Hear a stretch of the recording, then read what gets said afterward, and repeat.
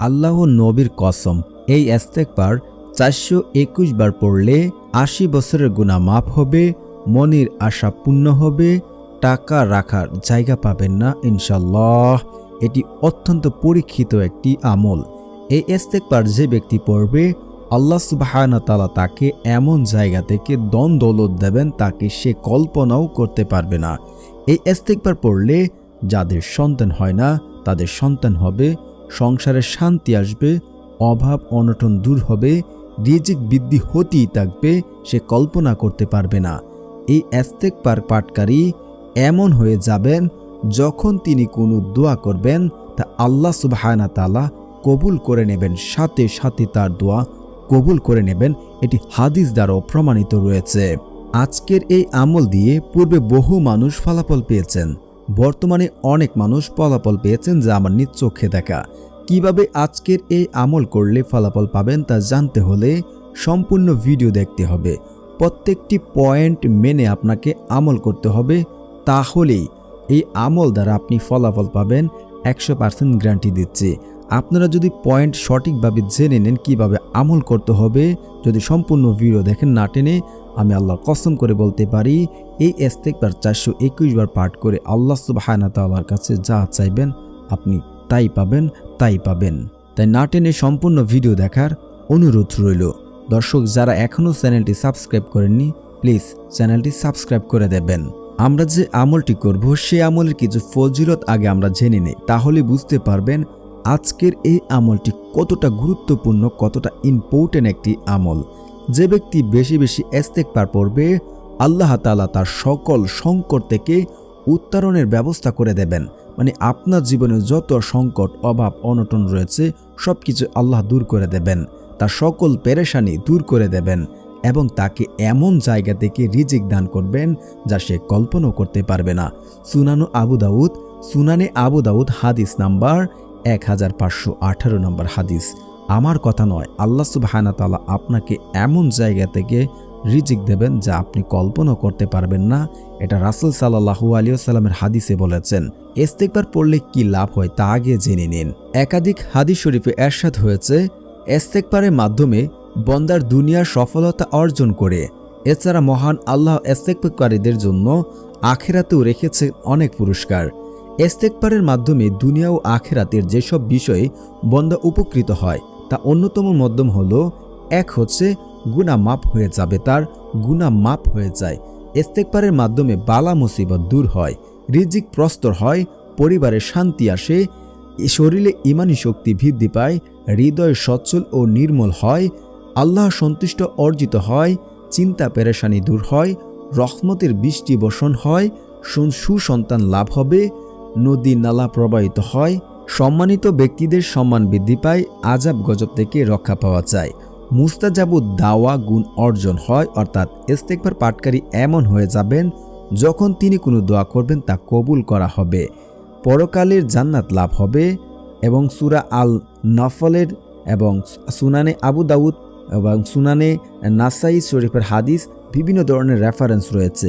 এখানে সর্বশেষ যে বিষয়টি মুস্তাজাবুদ দাওয়া কাদেরকে বলা হয়? যারা আল্লাহ সুবহানাহু ওয়া তাআলার কাছে হাত পাতে এবং সাথে সাথে আল্লাহ সুবহানাহু ওয়া তাআলা তার দোয়া কবুল করে নেয়। আপনারা ইতিমধ্যে এক ঘটনা আপনারা জানেন যে এক যুবকের কথা, যে যুবক আল্লাহ সুবহানাহু ওয়া তাআলার কাছে হাত পাতার সাথে সাথে তার দোয়া কবুল হয়ে যেত। তো আমরা ইস্তেগফার বেশি বেশি পড়লে আল্লাহ সুবহানাহু ওয়া তাআলা আমাদেরকে যা দোয়া করব তা তিনি কবুল করবেন এবং আমাদেরকে মুস্তাজাবুদ দাওয়া বানিয়ে দেবেন। তো আমরা যদি আরও একটু ভালো করে রিসার্চ করে আমরা যদি দেখি, রাসূল সাল্লাল্লাহু আলাইহি ওয়াসাল্লাম বলেন, যে ব্যক্তি কামনা করে যে তার রিজিক প্রস্তর হোক, যদি আপনি চান যে আপনার রিজিক আপনার আয়ু বেড়ে যাক, তাহলে আপনাকে এই কাজগুলো আগে করতে হবে। তা হচ্ছে কি, যে সে যদি চায় যে তার রিজিক বাড়ুক, তার আয়ু দীর্ঘ হোক, সে যেন আত্মীয় সম্পর্ক বজায় রাখে। এটা হচ্ছে বুখারী শরীফের হাদিস 5985 নম্বর হাদিস। আর তারপর হচ্ছে মুসলিম শরীফে এই হাদিস রয়েছে, দুই হাদিস এটা এসেছে 4639 নম্বর হাদিস। আত্মীয়তার সম্পর্ক রক্ষা করা দ্বারা মানুষের হায়াত লম্বা হয় এবং ধন সম্পদ বৃদ্ধি করা হয়। তো আমরা অনেকে চেষ্টা করব যে আত্মীয় সম্পর্ক যেন আমরা বৃদ্ধি করে থাকি এবং আরেকটা কাজ করলে আমাদের ধন সম্পদ আল্লাহ বাড়িয়ে দেন, তা হচ্ছে তাকওয়া অবলম্বন করা। তাকওয়া কি? আল্লাহ বলেন, যে ব্যক্তি আমাকে ভয় করে আল্লাহ তার পথ করে দেন আর তাকে তার দারণার বাহিরে থেকে তাকে রিজিক দান করবেন। যে ব্যক্তি আল্লাহর উপর নির্ভর করে তার জন্য আল্লাহই যথেষ্ট। আল্লাহ তার ইচ্ছা পূরণ করবেনই। আল্লাহ সব কিছুর জন্য স্থির করেছেন নির্দিষ্ট মাত্রা। সূরা তালাক আয়াত নাম্বার 2 থেকে 3। তো আমরা এই আয়াত থেকে বুঝতে পারি, আমরা যদি আল্লাহর উপরে ভরসা করি এবং আল্লাহর উপরে তাওয়াক্কুল করি, তাকওয়া করি, তাহলে আল্লাহ সুবহানাহু ওয়া তাআলা আমাদের এমন জায়গা থেকে ধন সম্পদ দেবেন যা আমরা কল্পনা করতে পারবো না। আল্লাহ সুবহানাহু ওয়া তাআলা তার জন্য যথেষ্ট হয়ে যাবে।